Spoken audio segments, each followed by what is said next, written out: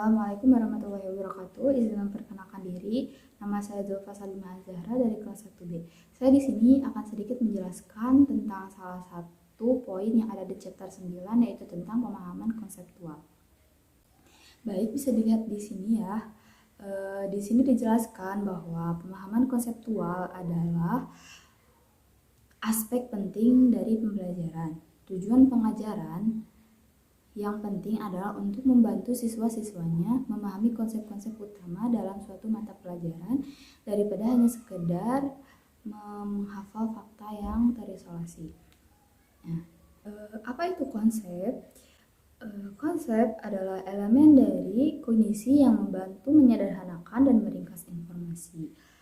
Misalnya, konsep buku. Jika murid tidak mengetahui bahwa buku adalah lembaran-lembaran kertas dengan ukuran yang sama, disatukan atau dijilid dan berisi huruf, cetak, dan gambar dalam urutan-urutan yang mengandung arti, maka setiap kali murid menjumpai buku baru, mereka akan merasa kesulitan dan harus mencari buku baru tersebut, informasi buku baru tersebut dari awal. Maka dari itu, konsep membuat kita tidak perlu mengulang-ulang pencarian setiap kita menemukan informasi baru. Selanjutnya ada pembentukan konsep. Pada pembentukan konsep, guru perlu membentuk konsep yang dapat membimbing siswanya agar mengenal dan paham pada pembelajaran. Adapun konsep-konsepnya, ini di sini ya. Yang pertama, yang pertama ada fitur konsep.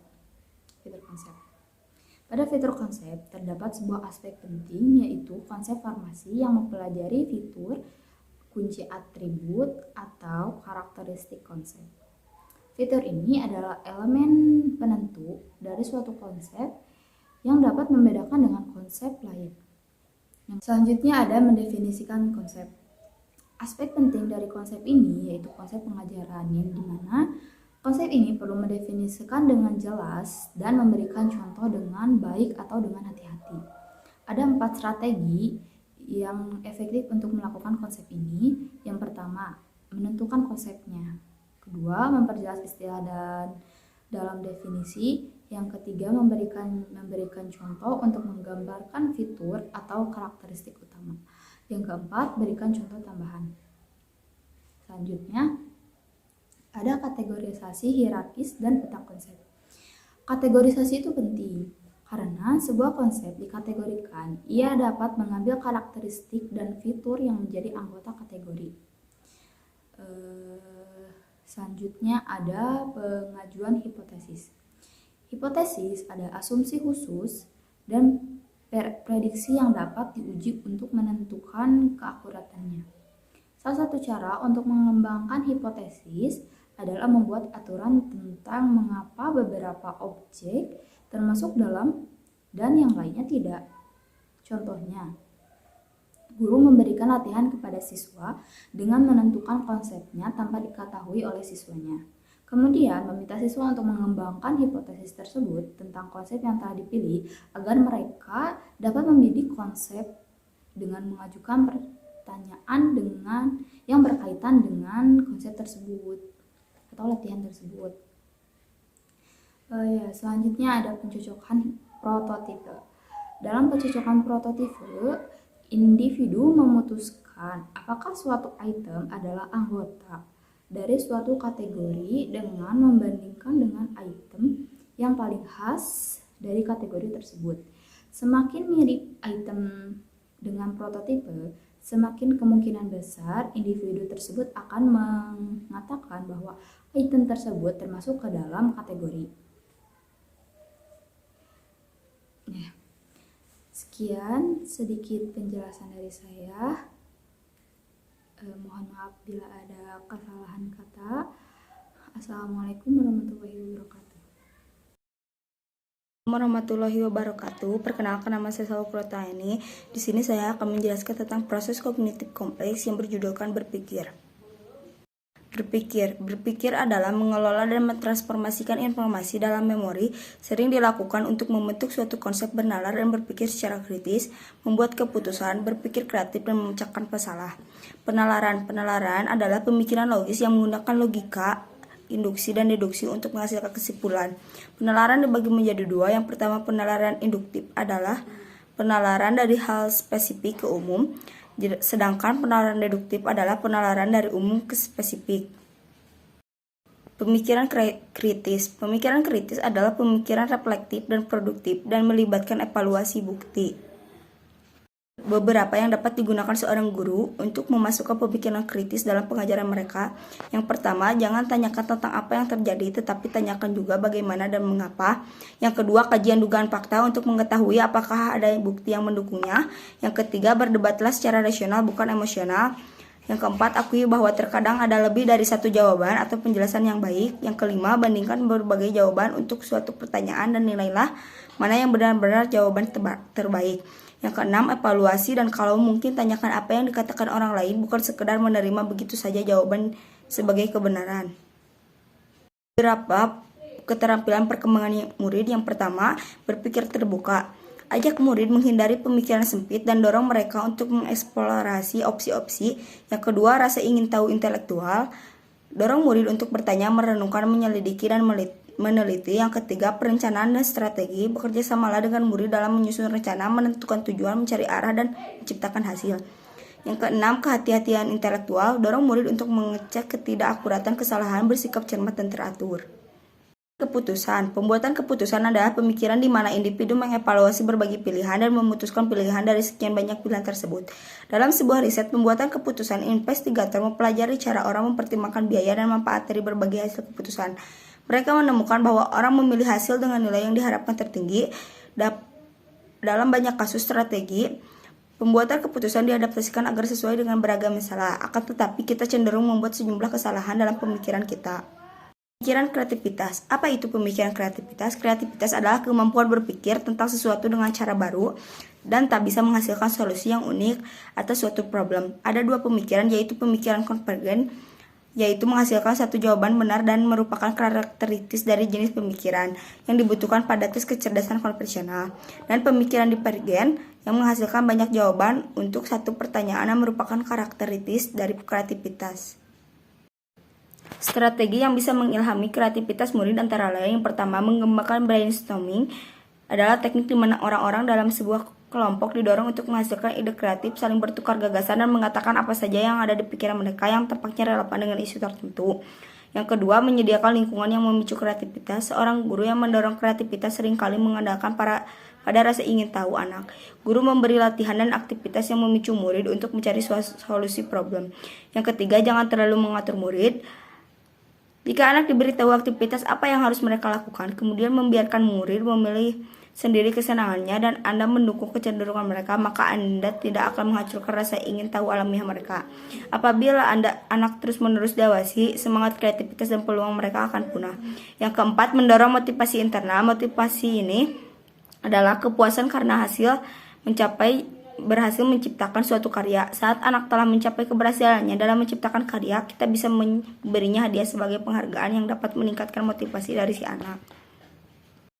Strategi yang bisa mengilhami kreativitas murid antara lain. Yang kelima adalah mendorong pemikiran yang fleksibel dan main-main. Kreativitas membutuhkan usaha tersebut akan lebih lancar jika murid melakukan dengan santai. Humor dapat melancarkan kreativitas.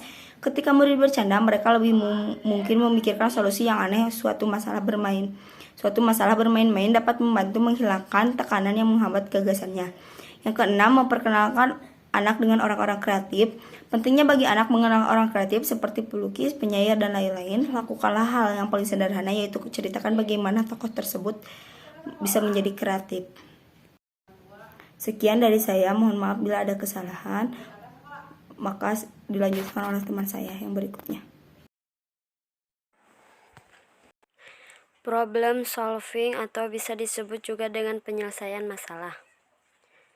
Masalah adalah hal yang tidak dapat kita hindari, karena kehidupan memang selalu menawarkan problematika baru yang perlu kita hadapi dan selesaikan. Dikarenakan masalah hadir untuk diselesaikan, maka muncullah istilah yang dinamakan penyelesaian masalah atau problem solving. Tentunya ada begitu banyak contoh pemecahan masalah dalam kehidupan sehari-hari kita. Ketika memiliki permasalahan dengan rekan kerja, kita perlu mencari tahu langkah-langkah pemecahan masalah apa yang cocok untuk diimplementasikan dalam masalah kita. Langkah-langkah pemecahan masalah yang tepat akan memberitahu kita tahapan pemecahan masalah apa yang perlu diambil terlebih dahulu.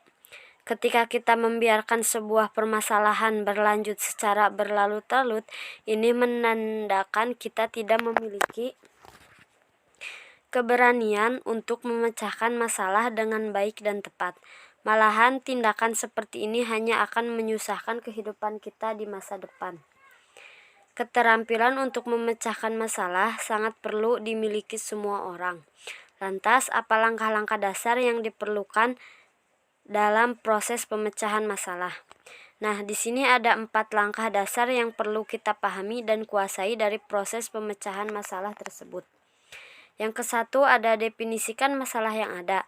Kita perlu berfokus pada apa yang menjadi masalah intinya dan mencari tahu segalanya secara rinci. Seringkali kita hanya menganalisa permasalahan sekejap saja, sehingga kita tidak bisa mengetahui penyebab suatu permasalahan dengan benar untuk mendefinisikan permasalahan secara tetap.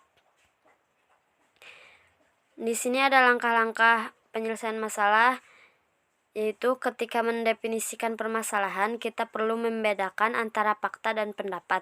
Logikanya, kita tidak akan mendapatkan penyebab permasalahan yang valid jika kita tidak bisa membedakan keduanya.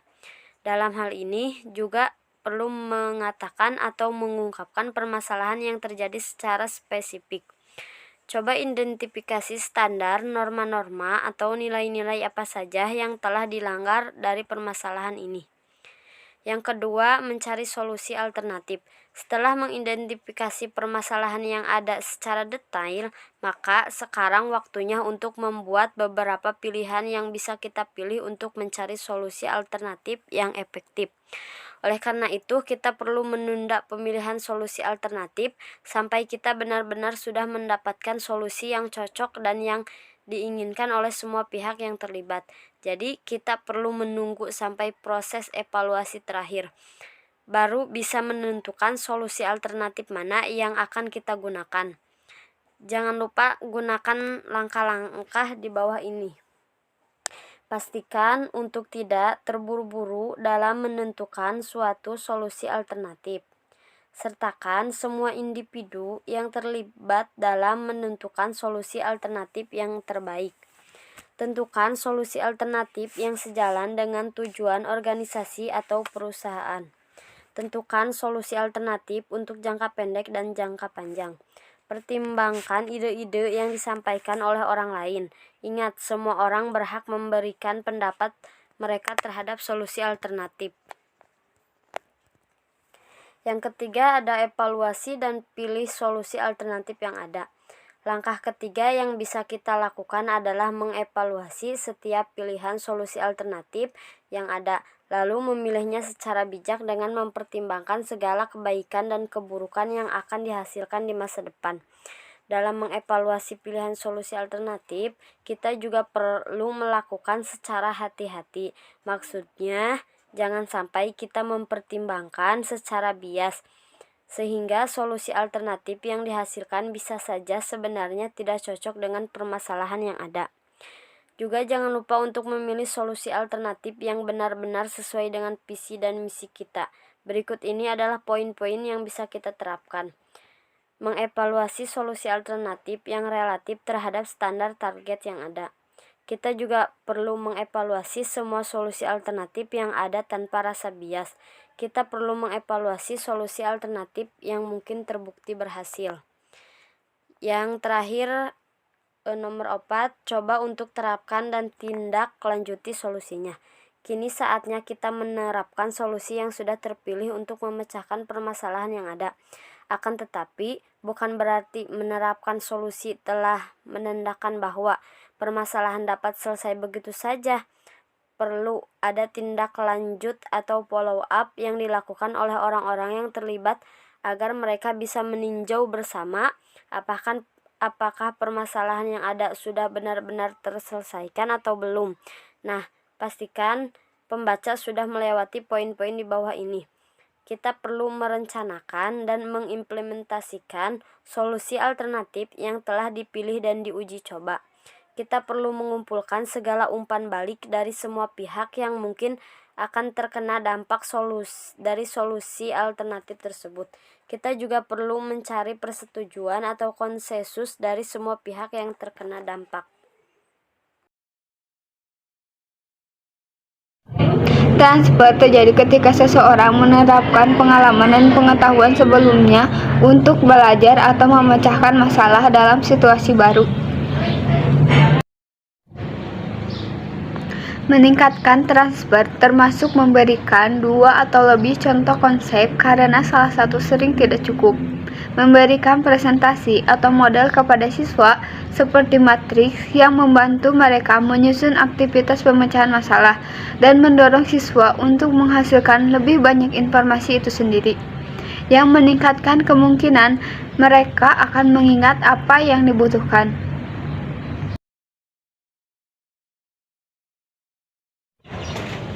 Jenis transfer yang pertama yaitu transfer dekat atau jauh. Di dekat, transfer situasi pembelajaran di kelas serupa dengan tempat di mana pembelajaran awal berlangsung. Misalnya, jika seorang guru geometri menginstruksikan siswa bagaimana membuktikan secara logis suatu konsep dan kemudian menguji siswa pada logika ini dalam pengaturan yang sama di mana mereka mempelajari konsep. Transfer dekat terlibat. Perpindahan jauh berarti pemindahan belajar ke situasi yang sangat berbeda di mana pembelajaran awal berlangsung. Misalnya, jika seorang siswa mendapat paruh waktu pekerjaan di kantor arsitek dan menerapkan apa yang dia pelajari di kelas geometri untuk membantu arsitek menganalisis masalah spesial yang berbeda di masalah apapun yang dia temui pada kelas geometri, telah terjadi perpindahan jauh. Jenis transfer yang kedua yaitu transfer jalan rendah atau jalan tinggi.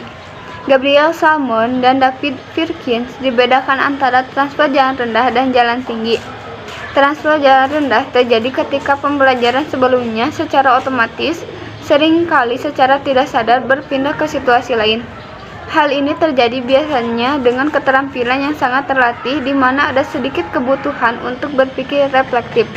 Misalnya, ketika pembaca yang kompeten menemukan kalimat baru dalam bahasa ibu mereka membacanya secara otomatis. Sebaiknya, transfer jalan raya dilakukan secara sadar dan penuh usaha. Siswa secara sadar membangun hubungan antara apa yang mereka pelajari dalam situasi sebelumnya dan yang baru situasi yang mereka hadapi sekarang. Salmon dan Firkins membagi transfer hibrid menjadi forward facing dan transfer mundur mencapai. Transfer jangkauan ke depan terjadi ketika siswa berpikir tentang bagaimana mereka dapat menerapkan apa yang telah mereka pelajari ke situasi baru. Dari situasi ini mereka melihat ke depan untuk menerapkan informasi ke situasi baru di depan.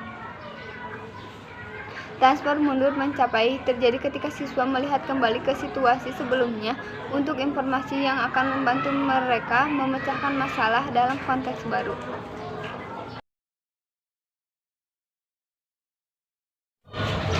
Praktik budaya dan transfer. Praktik budaya mungkin terlibat dalam seberapa mudah atau sulitnya transfer. Pengetahuan awal mencakup jenis pengetahuan yang diperoleh peserta didik melalui pengalaman budaya, seperti yang melibatkan etnis, status sosial ekonomi, dan jenis kelamin. Dalam beberapa kasus, pengetahuan budaya ini dapat mendukung pembelajaran anak-anak dan memfasilitasi transfer, tetapi dalam kasus lain dapat mengganggu. Untuk anak-anak dari beberapa latar belakang budaya, ada penyesuaian atau transfer minimal antara apa yang telah mereka pelajari di komunitas asal mereka dan apa yang dibutuhkan atau diajarkan oleh sekolah. Misalnya, pertimbangkan keterampilan bahasa mendongeng.